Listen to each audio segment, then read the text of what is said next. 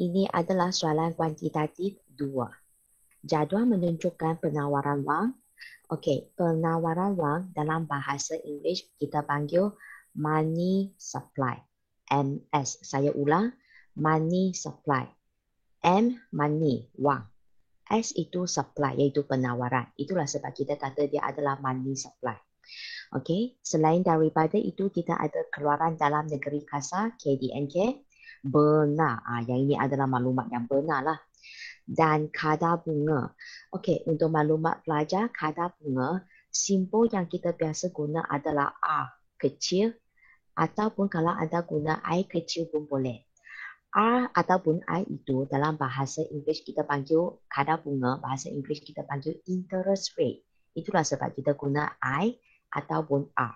Saya ulang, interest rate.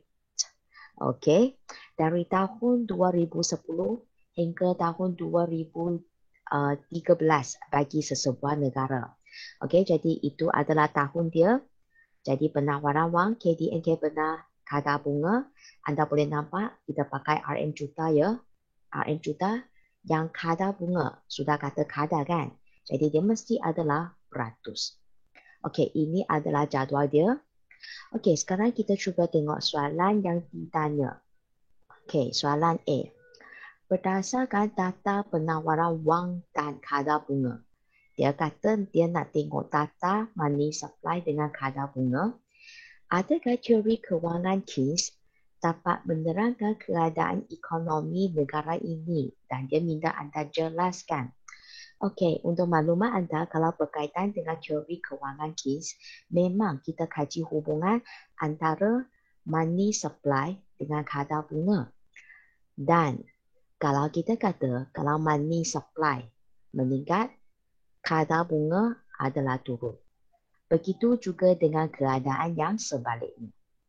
Okey, dan apa yang Miss nak beritahu ya, kalau anda tengok benda ini, sebenarnya dia boleh kait dengan konsep yang anda telah belajar dalam bab 1.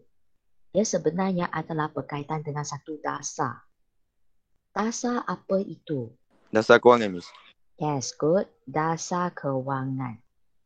Okey, sebab dasar kewangan kan anda belajar MS dengan R juga kan? Dan anda juga belajar dasar kewangan itu, kita ada pecah kepada 2. Yang pecah kepada 2 itu adalah apa ya? Dasar kewangan mengembang dengan dasar kewangan menguncup. Yes, good. Kita ada dasar kewangan mengembang dan juga dasar kewangan mengucur. Anda sepatutnya boleh ingat kalau dasar kewangan mengembang, MS dia macam mana, R dia macam mana. Begitu juga dengan dasar kewangan mengucur. Untuk maklumat anda, konsep yang kita belajar dalam bab 4 teori kewangan Keynes ini kebanyakan berkaitan dengan dasar kewangan punya. Dan sebenarnya dasar kewangan ini nanti anda akan belajar dengan lebih lanjut lagi pada bab 6. Okey, jadi ini sebagai permulaan sajalah. Okey, kita patah balik kepada soalan kita. Dia tanya pasal teori kewangan Keynes. Kalau teori kewangan Keynes, MS naik, R turun kan? Okey, sekarang berdasarkan data yang telah disediakan, kita nak tengok adakah teori ini dapat menerangkan data tersebut ke tidak. Okey, kita tengok tahun demi tahun. Kita tengok dari tahun 2010 ke tahun 2011 dulu. Okey, sila tengok. Pada masa itu, sila beritahu saya penawaran wang macam mana dan kadar bunga macam mana. Penawaran wang meningkat, kadar bunga Okey. menurun. Okey, good. Jadi kita dapat buktikan penawaran wang naik, kadar bunga menurun. Okey, jadi bagi tahun tersebut, adakah dia berjaya terangkan berkaitan dengan teori kewangan Keynes? Ya. Okey, good. So, pada tahun itu, memang dia adalah selaras dengan teori yang kita nak belajar lah. Okey, kita sambung lagi. Sekarang tengok dari tahun 2011 ke tahun 2012. Okey, tengok penawaran wang dia, tengok kadar bunga dia. Okey, apa yang anda dapat? Menaik. Naik. Tengok kadar bunga. Kadar bunga dia menurun. Okey. Jadi penawaran wang naik, kadar bunga turun. Adakah dia dapat terangkan teori kewangan Keynes? Ada. Yes. Okey, juga dapat terangkan teori kewangan Keynes. Okey, kita sambung lagi 1 tahun. daripada 12 ke 13.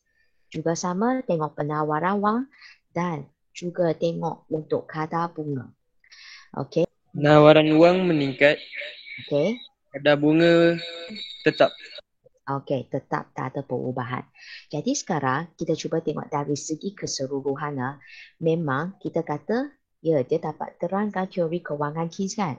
Jadi sekarang soalan dia, adakah teori kewangan Keynes dapat menerangkan keadaan ekonomi negara ini? Jadi jawapan anda, you tengok overall. Kan kita dapat terangkan kan.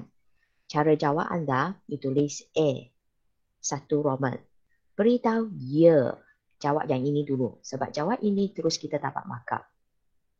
Lepas itu, barulah kita cerita dari tahun demi tahun. Tadi kan kita bincang dari tahun 2010. Lepas tu ke 11 kan? MS naik, R turun. Daripada tahun 2011 ke tahun 2012. Juga sama MS naik, R turun. Jadi cara jawab kita, nanti Miss akan groupkan ini sekali. Maksudnya daripada tahun 2010 hingga tahun 2012, memang MS kita naik, R kita turun. Jadi cara jawab saya akan tulis sedemikian. Dari tahun 2010 hingga tahun 2012, okey, kita dapati bahawa money supply dia naik, R dia turun. Okey, itulah sebab kita kata dia dapat terangkan teori kewangan Keynes. Okey, lepas itu kita buat ulasan sikit. Yang ini dia sebenarnya menunjukkan hubungan apa antara money supply dengan kadar bunga ini. Hubungan songsang. Yes, hubungan songsang. Jadi anda pun sebutlah, maka wujudnya hubungan songsang ataupun selain daripada songsang, ada satu perkataan yang kita boleh gunakan juga. Okey, untuk maklumat anda, kalau katakan songsang, lagi satu perkataan kita boleh panggil dia sebagai negatif. Kan semester 1 you pernah belajar kan? Hubungan songsang ataupun hubungan negatif. Kalau keadaan yang sebaliknya kita panggil langsung ataupun positif. Sekarang satu naik, satu turun. Jadi wujudnya hubungan songsang ataupun negatif antara money supply dan R. Okey, itulah cara kita jawab. Okey, kemudian tambah lagi sikit sebab tadi hanya tahun 2010 ke 12 kan.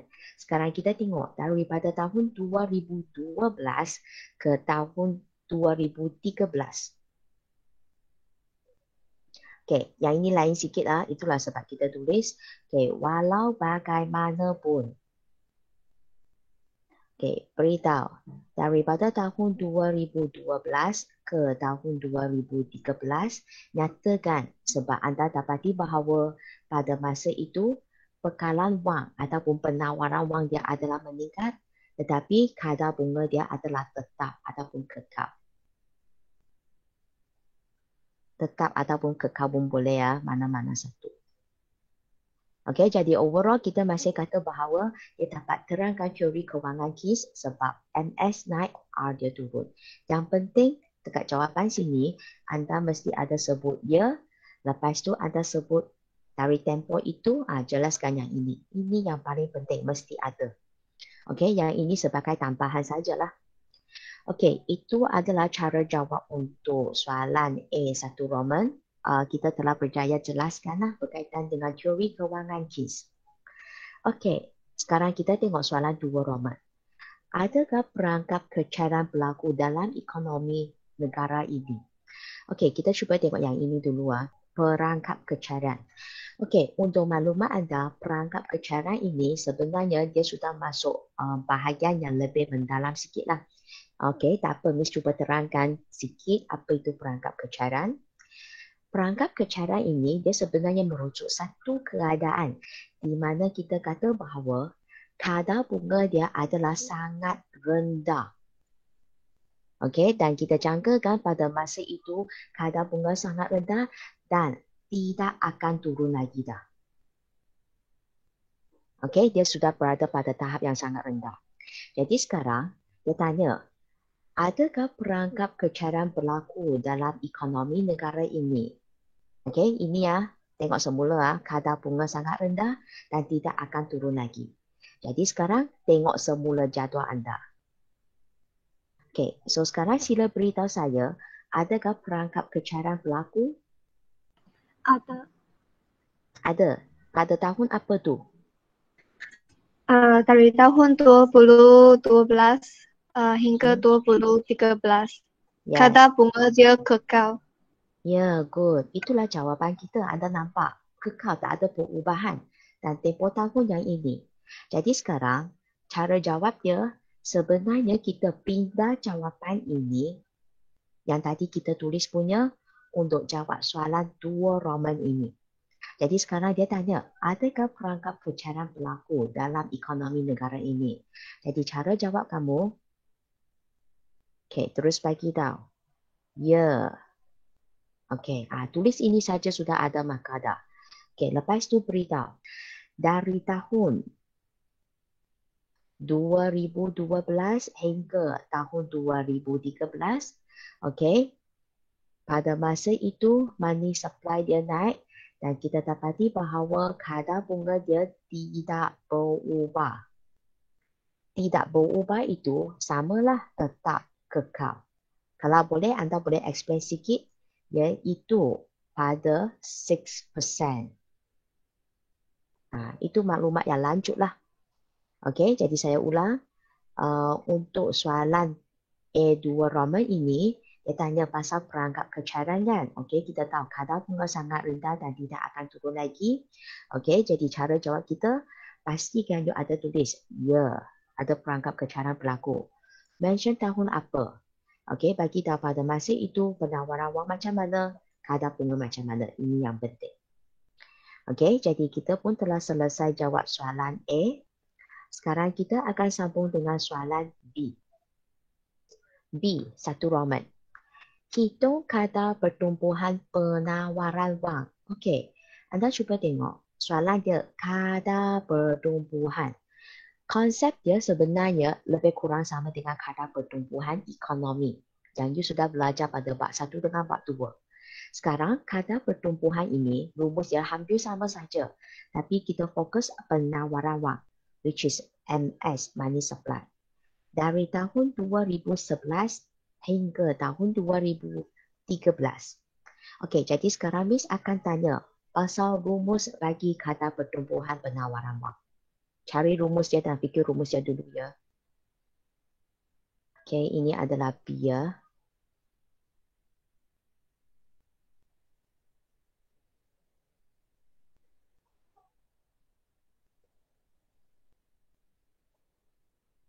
Jadi sekarang soalan saya. Rumus bagi kadar pertumbuhan penawaran wang. Penawaran wang tahun semasa Ya. tolak dengan penawaran wang tahun sebelum. Ya. Bahagi dengan penawaran wang tahun sebelum. Darab dengan 100%. Yes, good. Thank you. Inilah rumus dia. Kan lebih kurang sama dengan rumus yang anda pernah belajar kan? Jadi sekarang yang kita nak cari, soalan dia minta dari tahun 2011 hingga 13. Kita cari yang 11 punya dulu. Yang ini. Which means sekarang kita akan buat perbandingan. Perbandingan apa? Dari tahun 2010 ke 11. Bermaksud tahun 11 ini adalah tahun semasa. Yang sebelum, yang ini. Dengan reti kata lain, kita guna data ini, 224,384 tolak yang ini. Bahagi dengan yang ini, darab dengan 100%. Cuba kirakan nanti Miss tanya jawapan. Kita dengar kirakan itu adalah untuk tahun 2011.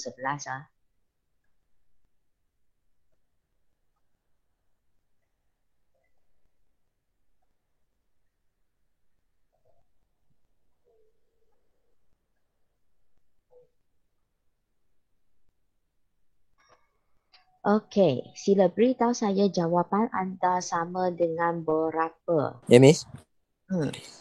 11.68. Kurang tepat? 11.68%. Yes, pastikan ada peratus. Okey, yang ini adalah untuk tahun 2011. Okey, tetapi soalan dia minta tengok semula. Dari 11 hingga 13. Maksudnya kita kena tunjuk untuk tahun 2012 dan tahun 2013. Untuk maklumat anda, jawapan yang lain kita akan sediakan dalam bentuk jadual. Okey, jadi sekarang misalkan sediakan jadual dia dulu.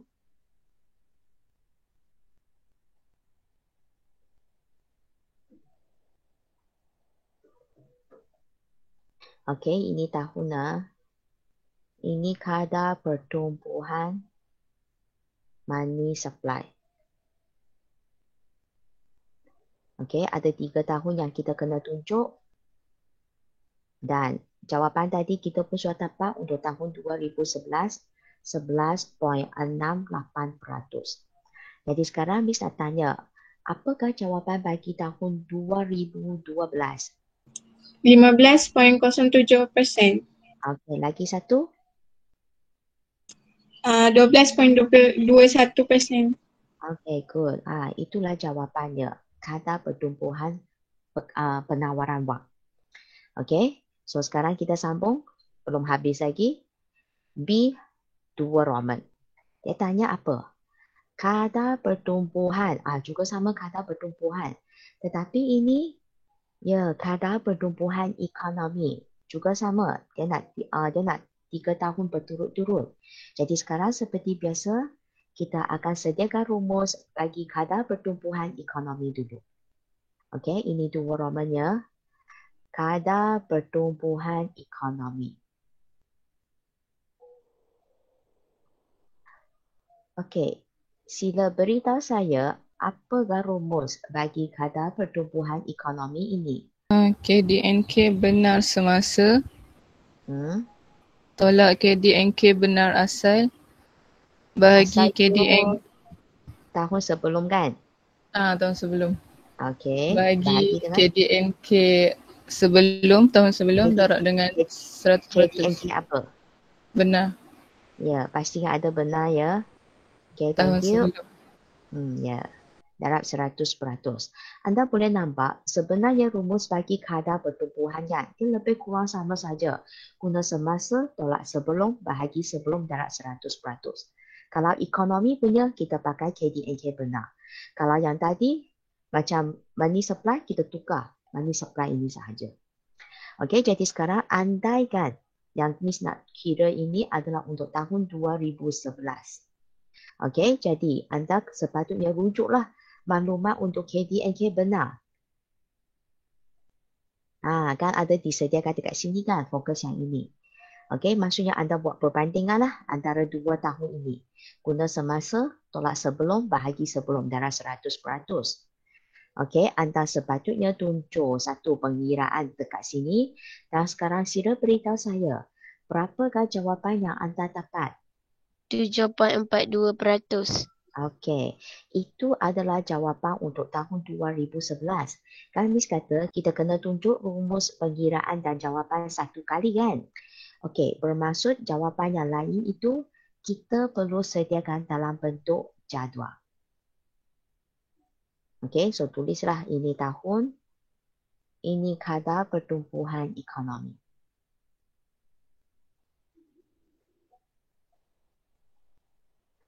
Okey, kita ada 3 tahun berturut-turut ya. Okey, dan tadi pun sudah beritahu kadar pertumbuhan ekonomi adalah 7.42%. Okey, sekarang yang Miss tanya. Sila beritahu saya kadar pertumbuhan ekonomi bagi tahun 2012. 5.13. Ya, 1.3%. Lagi satu? 5.64%. Yes, 5.64%. Itulah jawapan dia. Okey, jadi barulah kita selesai untuk perbincangan bagi soalan B sahaja. Dua ini. Okey, sekarang kita tengok soalan C pula. Yang ini. Adakah jawapan B 1 Roman dan 2 Roman bermaksud berdasarkan tata ya yang kita dapat untuk B tadi ini, dia tanya, adakah dia selaras dengan dasar kewangan ke tidak? Jelaskan. Kan tadi saya sudah kata benda ini kita boleh kait dengan dasar kewangan kan? MS dengan A. Kan saya kata kita boleh kait dengan dasar kewangan. Tengok soalan dia uji dah. Okey, dan apa yang Miss nak beritahu, walaupun bab 4 kita kait dengan teori kewangan Keynes, tapi kalau masa periksa dia sebenarnya dia boleh uji soalan bab 6 sebab dia ada kaitan punya. Okey, itulah sebab saya nak hantar kait semula dengan dasar kewangan. Okey, sebelum kita teruskan, kita tengok sini dulu ya. Okey, katakan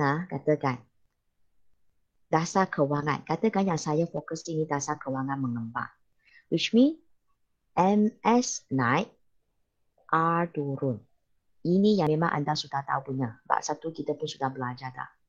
Okey, sekarang apa yang Miss nak anda cuba bayangkan, tengok R. R itu adalah kadar bunga. Dia sebenarnya boleh memberi kesan terhadap pelaburan. Okey, jadi sekarang pelaburan ini pelabur yang membuat pinjaman. Okey, dia pinjam dengan bank. Bayangkan kalau kadar bunga turun, kos pinjaman dia mestilah sudah turun kan? Jadi kalau katakan anda sebagai pelabur, anda nak melabur ke? Tidak. Tidak. Tapi kos pinjaman sudah turun. You tak perlu bayar balik banyak. Ya. Oh, jadi ya. Jadi pelaburan macam mana? Pelaburan akan meningkat. Okey. Dan kemudian kita kait semula dengan apa yang anda telah belajar dalam bab 3. Pelaburan merupakan salah satu komponen dalam apa? Perbelanjaan agregat. Yes. Kalau katakan I meningkat, AE macam mana? AE juga akan meningkat. Maka Y macam mana? Y pun meningkat. Okay, thank you. Jadi sekarang anda cuba tengok ya. Soalan ini dia tengah tanya pasal apa? Kadar pertumbuhan penawaran wang, money supply. Yang inilah. Okay. Dan kemudian dia tanya lagi satu benda, kadar pertumbuhan ekonomi. Macam mana anda kira kadar pertumbuhan ekonomi? Anda tengok semula rumus anda.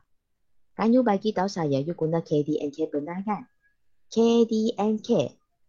Keluaran dalam negeri kasar. Keluaran. Keluaran ini sebenarnya sama dengan pendapatan. Itulah sebab kita cuba tengok yang ini kadar pertumbuhan ekonomi ini sebenarnya dia kait dengan pendapatan. Bermaksud kalau nak selaras dengan dasar kewangan punya, okay, kita akan kata bahawa MS naik, nanti lastly Y kita juga akan meningkat. Saya ulang, kalau nak selaras dengan dasar kewangan, MS kena naik dan Y juga kena meningkat. Itu merupakan apa yang kita telah belajar. Dan sekarang kita kena huraikan berdasarkan tata yang diperoleh. Cuba tengok tata kita. Kita tengok tahun demi tahunnya. Okay, fokus yang ini dulu. Dari tahun 2011 ke tahun 2012. Sila beritahu saya berkaitan dengan kadar pertumbuhan bekalan wang. Yang kita dapat ini menunjukkan dia naik ke turun. Naik. Naik. Okey, saya catat dulu ya. Naik. Okey, kemudian cuba bandingkan dengan jawapan B2 Roman. Yang ini juga. Kadar pertumbuhan ekonomi naik ke turun? Turun, Miss. Okey, turun. Jadi, sekarang anda dapati kadar pertumbuhan ekonomi turun ya. Okey. Yang money supply kita adalah naik. Banding dengan teori yang Miss nyatakan tadi ini. Sila beritahu saya, adakah dia selaras dengan dasar kewangan ke? Selaras. Selaras. Kalau you selaras, you tengok. Kalau MS naik, Y kena naik. Tapi you punya MS naik, you punya KDNK turun. Selaras ke? Tengok semula yang ini ya. Okay. Yang ini MS kita naik. Lepas itu, kita punya pertumbuhan ekonomi turun. Y turun. Kalau berdasarkan teori yang kita uji tadi, dia kata MS naik, Y kena naik. Selaras ke? Tak, Miss. Tidak selaras. Okey, jadi jawapan kamu, cara tulis dua, adakah jawapan ini selaras dengan dasar kewangan? Okey, first step yang you kena tunjuk itu. You salin semula apa yang Miss tunjuk tadi itu, bermaksud MS naik, R turun, okey, apa-apa-apa, dan lastly bagi tahu Y akan meningkat. Inilah berkaitan dengan dasar kewangan. Dan selepas anda nyatakan ini, kita fokus dari tahun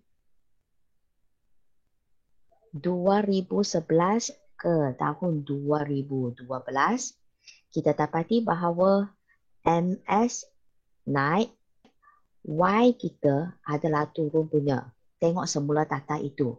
Kalau anda nak huraikan dengan lebih spesifik, anda boleh huraikan. Okey, MS naik daripada berapa ke berapa. Okey, lepas tu kadar pertumbuhan ekonomi turun daripada berapa ke berapa. Anda boleh nyatakan data yang telah diperoleh ini. Dan kemudian beritahulah, maka dia adalah tidak selaras. Okey, dengan apa? Dengan dasar kewangan. Okey, tidak selaras lah dengan dasar kewangan yang kita telah bincangkan tadi ini. Okey, guna balik ayat ini saja. Okey, tadi kita hanya tengok daripada tahun 2011 ke 12 kan. Sekarang kita fokus daripada tahun 2011 ke 2013. Menurun. Okey. Lepas itu tengok kita punya kadar pertumbuhan ekonomi. Meningkat. Jadi selaras ke? Tidak. Ya, tidak selaras juga. Okey? Sebab sekarang dia tunjukkan hubungan songsang juga. So sekarang anda beritahu daripada tahun 2011 ke 2013, kita dapati bahawa MS kita turun, Y kita meningkat. Sebab tadi pun sudah diberitahu, tengok yang ini. MS turun, warna hijau punya. Y kita, tengok Y kita meningkat kan? Okey, jadi bermaksud dia tidak selaras dengan yang ini. Sebab anda nampak hubungan ini sepatutnya positif. Dan daripada data yang kita dapat itu, tengok data yang kita dapat itu. Satu naik, satu turun. Satu turun, satu naik. Hubungan songsang. Okey, jadi menunjukkan bahawa sekali lagi dia adalah tidak selaras. Okey, dengan dasar kewangan tersebut. So itulah cara jawab kita. Okey, maka selesailah perbincangan kita bagi soalan kuantitatif 2 ini. Okey, memang soalan dia susah sikit lah. Okey, sebab dia banyak ujilah konsep-konsep yang berkaitan dengan bab lain juga. Okey, tak apa. Sekarang Miss akan pergi soalan-soalan. Tengok siapa yang ada masalah. Lilian? Miss, saya ada soalan. Okey, silakan.